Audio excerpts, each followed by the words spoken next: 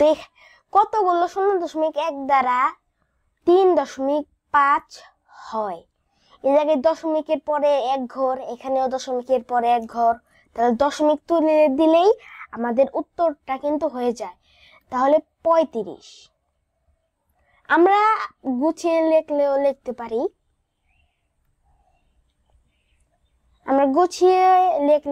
পারি, কিন্তু আপাতত আমরা ছোট করে লিখি 35টি। কতগুলো 0.01 দ্বারা 1.04 হয়?